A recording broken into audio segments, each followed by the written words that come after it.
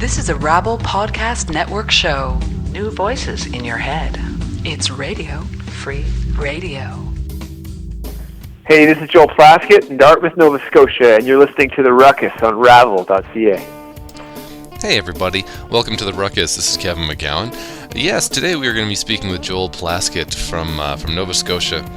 Just last week, March 24th, 2009, Joel released a brand new album, and not just a regular album. This is a record called 3, and depending on the configuration you pick up, it is either 3 CDs or 3 LPs. It's a massive collection of 27 new Joel Plaskett songs. So I had a really cool conversation with Joel about how he kind of approached the whole project, why he decided to create such a big record this time. A triple album is not typical, really, in the industry, so I asked him a lot about that. And also asked him about some of the help he had on the record, because one of his guitar players was none other than his father, which I think is a new thing for Joel in his recording process, to work with his own family like that. So if you want to hear some really cool new music, I really recommend now that you go out and buy 3, the new Joel Plaskett triple album. We are going to hear a track from the record later on, after we listen to the interview, of course. And before that, I wanted to give you a couple other songs that kind of show a little bit of his evolution as a singer-songwriter guy. Those of you who maybe have been Joel Plaskett fans for a long time will remember his earlier band Thrush Hermit. They broke up about 10 years ago, but that's where he really got his start. So I wanted to give you a Joel Plaskett / Thrush Hermit tune. I called up the guys at Sonic Union Records in Hamilton, and they are the label who released Clayton Park in 1999, and that was Thrush Hermit's last album. And they sent me this track. It's called From the Back of the Film. So let's go back in time 10 years ago to 1999. Here's Thrush Hermit and From the Back of the Film. From the back of the film, he said, "Shut up or I'll shoot you. You look so good with a gun, but your hat doesn't suit you. If I were fearless, I'd take a bullet and impress my friends. But who's impressed when I get so depressed? I'm alone at the cinema again. When I was 17, I took a trip with my family and drove around in a van. I spent some time in some cities. Went to Seattle, the Rocky Mountains, and the Potato State. But how do you feel when you're behind the wheel and the swerve can control your fate? Fate is all I got. Someday I will get caught. I'm overcome with fear. I can no longer steer. If you wanna stick around, you know where I am found.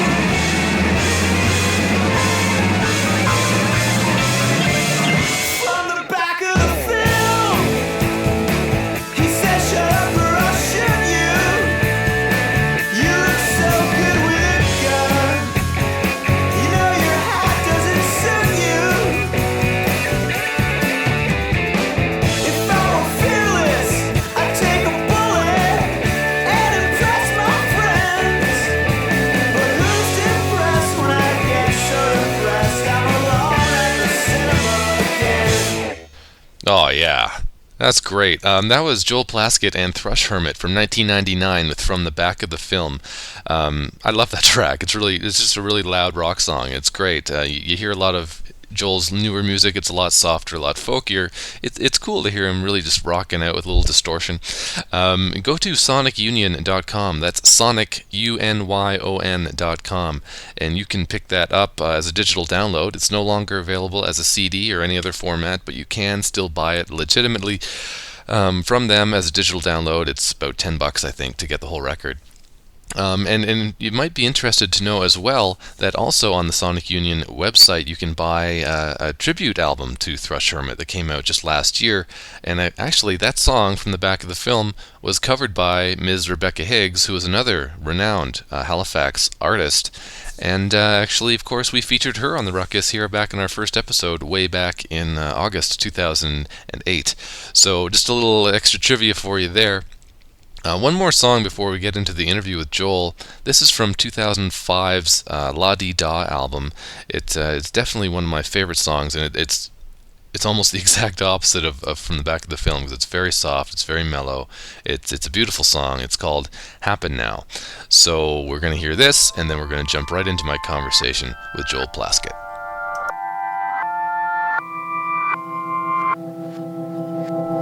Lean on in and let me bend your ear. I heard a little love would go a long way here. If I could, I'd get lost tonight in the deep dark woods under the neon light.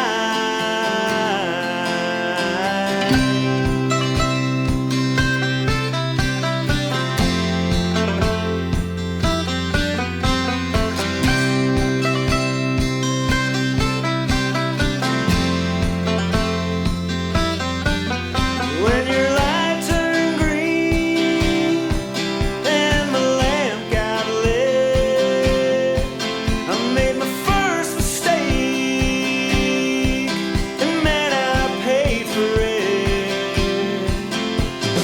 What do you want me to do to make it happen now, happen now? What do you want me to do to make it happen now, happen now?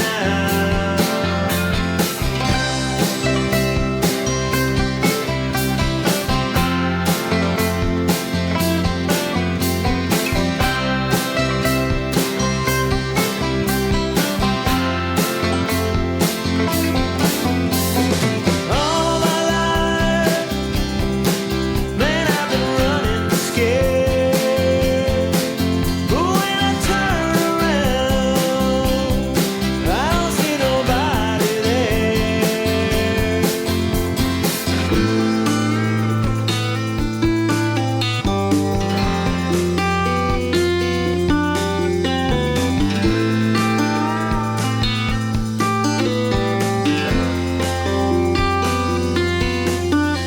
To be alone, to come undone, to be the one, to be with you. To be alone, to come undone, to be the one, to be with you. What do you want me to do to make it happen now, happen now? What do you want me to do to make it happen now, happen now? What do you want me to do to make it happen now, happen now? What do you want me to do to make it happen now, happen now?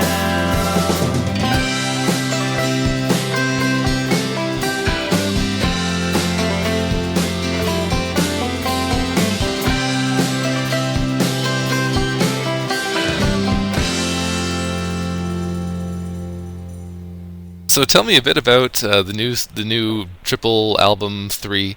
I mean, I've read a lot about it. I've read some of the interviews you've done about it. Were you just obsessed with the number 3, or was this kind of a fun approach? How did you? Well, I mean, get it was into it was sort of fun. It kind of developed over a period of time. Well, it sort of dawned on me one day. Actually, might be a better way to put it. I had a few songs that were kind of like honing in on the repetition of the same word 3 times, like gone, gone, gone, and rollin', rollin', rollin', and going through some old dictaphone tapes. Found some other songs that kind of ideas for, like I heard the rewind, rewind, rewind, lyric and was like, oh yeah, I guess I'm writing that in these threes for whatever reason. And then I thought, oh, I'll make a. At this point, I was starting to think about another record, and this was like last February, March, and it was kind of like, oh, maybe I'll make a record of everything in threes, and then but then I thought, oh no, but I want to make like an acoustic record with my dad too, or and had all these ideas, for different kinds of albums or different groups of songs, and then when I thought of the threes one, I thought, oh, maybe I got to make a triple album. And then I got, from there it was like, oh yeah. And then as soon as I sort of stumbled on because of that, what that sort of leads you to in terms of like, Ashtray Rock was a pretty conceptual record in terms of the way it was made, and I like working that way. And then with this one, I thought, okay, well, if it's three, then it's a story. It's beginning, middle, and end. Acts 1, 2, and 3.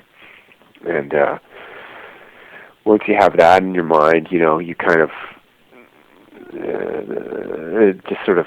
I mean, it didn't write itself by any stretch of the imagination, but it kind of it allowed me to look at each song and say, okay, where does this fit into the narrative that I have in my head? Not that the whole record tells like a story in the same way that Ashtray Rock did, but I think it does in a roundabout way. It certainly does to me.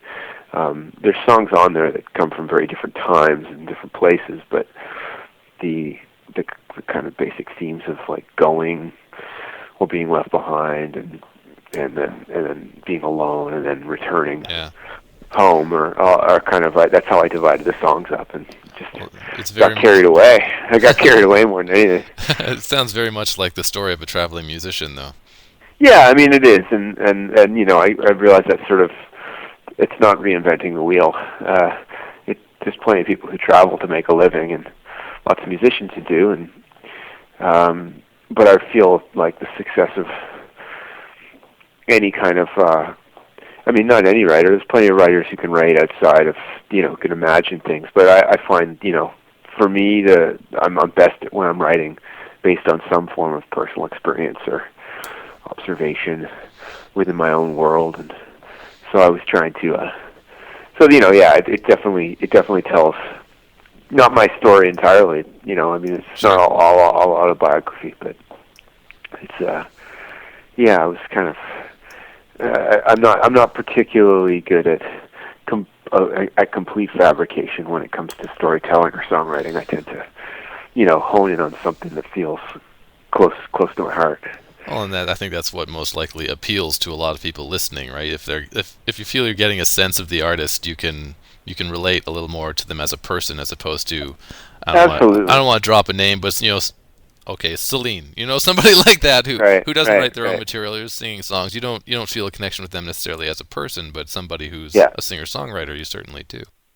Yeah, I mean, I think that I think some people can embody, like, it's funny because sort of Bruce Springsteen can tell these sort of everyman stories, in his songs that aren't necessarily his own experience, but he's good at kind of observation. But he does sort of somehow manage to roll his own sense of place and mythology into it. Yeah. That makes it work, and you still get a sense of him as the artist. So, I don't think that they're mutually exclusive in terms of, but I do find for me, it's just, I'm pretty like, I'm really into music, and then I have a bunch of like sort of weird idiosyncratic obsessions when it comes to like things that I like or dislike, and I kind of like to, if I can roll that into a song or an idea, then people get a sense of who you are, and then they feel a connection with you, and then they come to your shows, and you celebrate with people who, feel some kinship with what you're writing about, and then you get a sense of who your audience is, and you make a connection from there. And I think that's all any artist can hope for. That's certainly what a lot of it has to do just with simply like feeling like I'm communicating. Yeah, sure. Yeah. And so I've really been. This was just a hell of a lot of words for people to kind of go, oh, wow, oh, really? Well, I mean, when you start working on a triple record like this, is it a risk for you, or even for your label in terms of marketing? Like, how do you Well, I mean, convince people to buy a triple record? Is it that's too much right. to I listen mean, to? yeah, I mean, I think there's a risk, but at the same time, like, isn't everything in a risk in today's climate? And really, like, isn't the riskiest thing you can do not take risks? You know, I mean, I think in that like as an artist, you know, in terms of like sustaining, at least for me, like I just feel like I've made a career, you know, and I feel like a fairly stable one based on the idea that I do something. I try and shift things up a little bit every time, you know, in terms of what I'm presenting or how I want to present it, and you know, flipping between, you know, band or solo kind of endeavors. And so I think I would have been, I sort of feel like it would have been as much of a risk to have just gone, you know, here's 12 songs, let me know what you think, Yeah. you know, Yeah. or whatever, you know, Yeah. I think I think in some ways, you know, when I was doing it, I was like, this is ridiculous. Oh my God, this is so much work. Oh. And then putting the artwork together and finally getting it all, you know, mixed and mastered, and all the time it took, because it was 3 times as much work. You know, every step of the process took that much longer. You know, even just like writing out and proofreading the lyrics, you know, Yeah, no doubt. like everything about it was like a lot of work. And there were times where it was completely fatiguing, and I just thought, oh, is this really worth it? I mean, you know, Maple can't sell it for as much, you know, or you know, for 3 times as much. It's not like, you know, you spend a bunch of money making this thing, and you're not going to profit from it in triplicate, unless, you know, in terms of, but at the same time, that's not the motivation. And really, from a kind of interest point of view, I got to say, like, the response and the fact that people have something to ask me about it, and are like, wow, you know, in this like MP3 generation, or, you know, like, not generation, but time frame, where everybody's kind of like glued to their computers and MySpaces and downloading music for free and stuff. It's like, you're releasing what? What do you mean? Like, what, you know, why would you put that much music out there? Or, you know, but most people I talk to know why, because they care about the same things I do, like being delivered something that does tell a story, or that has some ambition to it, and that, you know, has like a packaging to it that you can sit there and fold out, you know, whatever, and go. And like, I just really wanted to kind of create a world for people to inhabit for a little while. Back to the record just for a second. I know you did record a lot with your father. Yeah, And- he's playing on the record quite a bit. And I mean, I just thought that was really cool, for one thing, just to work with your family like that. But I'm curious about that relationship dynamic. How does it change when you kind of go from the family room and into the studio? Like, how did the whole recording work with your dad? Well, I mean, it's pretty casual, you know. I mean, he works during the day, and he'd come over at the end of work, and we'd sit down and set up some guitars. Sometimes I would have tracked something all day and said, hey, Dad, why don't you try playing electric guitar on this song? There's one song that he plays electric guitar on the record. You know, some aspects of the recording process are less familiar to him, like the idea of, like, you know, he plays sort of like a take, and if you get it, you get it, and if it wasn't good enough, you do it again. Whereas, you know, in today, you know, in modern technology, you can sort of punch in and out in different parts. So let's try that lick again, you know, that kind of thing. And he was like, okay, but that was sort of really foreign to him, like the idea of, you know, dropping in for parts. It was more like, with him, I get the, you know, there's definitely a better flow, and he's played the song a bunch, and then he sits down and plays it from beginning to end. But the recording studio sometimes involves a different discipline, you know? Oh, and sure. so there was a little bit of a learning curve there for him. And, you know, I mean, it's funny because, I mean, we get along really well. I can get a little, like, frustrated when I'm recording, just because it's like, you know, you're getting all wrapped up in cables, and I was engineering it myself, recording it myself, so sometimes I find myself almost getting kind of like sniffy, you know, and then I'd have to go, well, what am I doing? This is ridiculous, you know, but like, just because it's kind of like you would with your parents regarding anything, you know what I mean? Of course, yeah. And so there's definitely still a father and son dynamic, and, you know, like, I'll get a little bit kind of like, oh, come on, we're going to get, you know, what's going on here? Whatever. Jeez, Dad. Geez, Dad. But having said that, like, it was, it was great. I think he really enjoyed it, and it was really, he brought a lot to the record. Like, I wouldn't have had him there if he wasn't a great guitar player.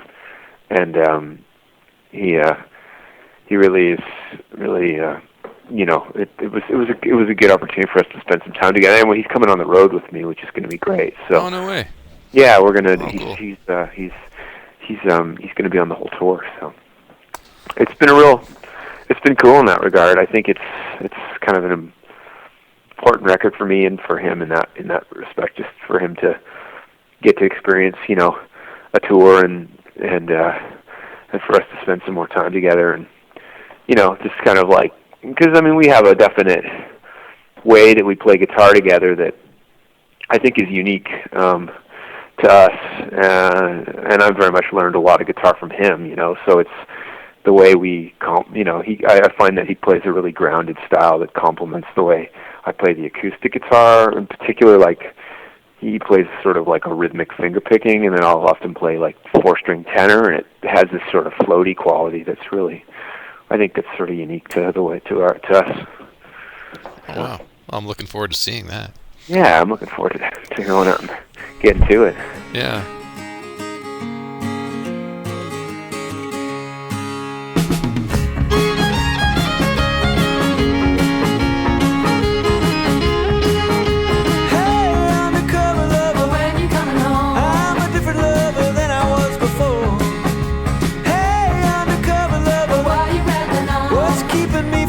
Up this door. Hey, disappearing dreamer, what you dreaming now? Hiding places I could never find. Hey, disappearing dreamer, let me ask you how. You intend to make this heart rewind. Hiding in the backseat, waiting for a dark street, trying to find a place to run. Living for the last light, bluer than the moonlight. Everybody comes undone. Like the Berlin Wall. Deny, deny, you can't deny. You let the curtain fall.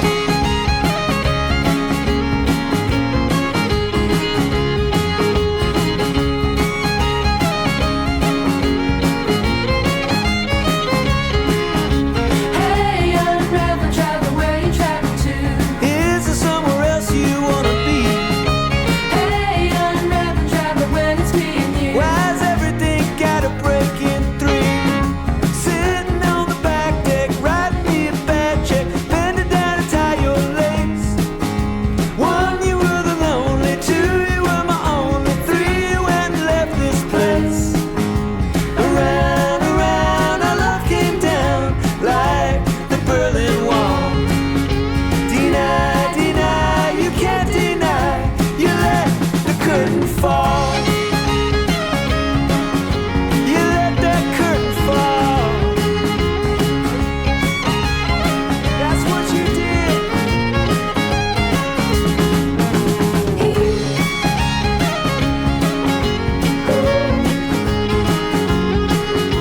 Deny, deny, you can't deny. You let the curtain fall.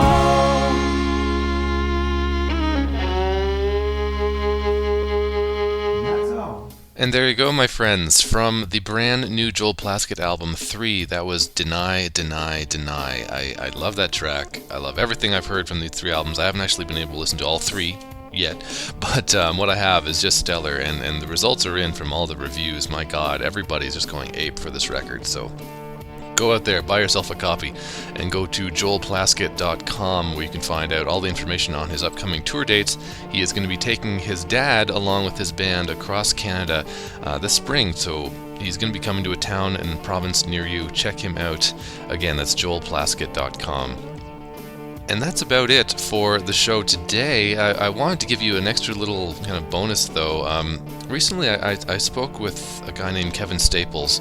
He was one half of Rough Trade back in the 70s and 80s here in Canada. They were one of the most popular bands that were in this country at the time. Of course, you might remember I chatted with the other half, Carol Pope, a couple months back. But so I'm going to bring you an episode with Kevin Staples soon.